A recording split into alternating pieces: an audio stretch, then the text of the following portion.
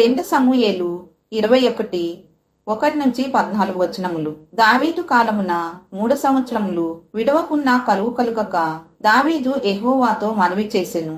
అందుకు యెహోవా సౌలు గిబియోనీలను హతము చేసెను గనుక అతనిని బట్టి శిక్షగా ఈ కరువు కలిగెననెను. రాజుకు దావీదు గిబియోనీలను పిలువనంపి రిస్పా సౌలునకు కనిన 2 కుమారులను, సౌలు కుమార్తెయగు మేరబు అద్రియేలునకు కనిన 5 కుమారులను గిబియోనీలకు అప్పగించెను. వారు ఈ 7 తీసుకొని పోయి కొండ మీద ఉరితీసిరి. ఈ విధముగా ఉరితీయబడిన వారిని సమాధి చేయకూడదు.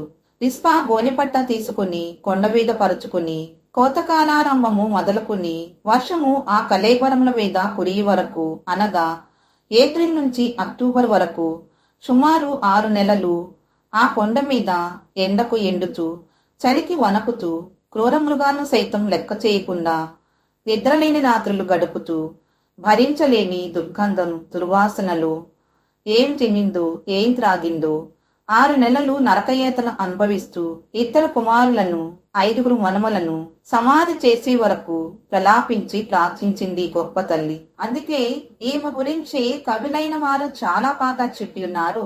Flesh of my flesh was gone but bones of my bones was left. My baby my bones that has sucked me, the bones that had laughed and had cried days, oh no, they are mine, not days that moved in my side. నా మాంసములో నుండి వచ్చిన మాంసము పోయింది, కానీ నా ఎముకల్లో నుండి వచ్చిన ఎముక మిగిలింది. నా స్థానము తాకుతూ నన్ను చూసి నవ్వి ఏడ్చిన నా బిడలి ఎముకలు వారివా? ఓ, అవి కానే కాదు, అవి నావి. రిస్పా చేసినది రాజు దావీదు నాకు వినబడగా రాజాజ్ఞను బట్టి ఉరి తీయబడిన వారి ఎముకలను జనులు సమకూర్చిరి. సౌలు కుమార్తె మేరబు 5 కుమారులు కూడా ఉరి తీయబడ్డారు.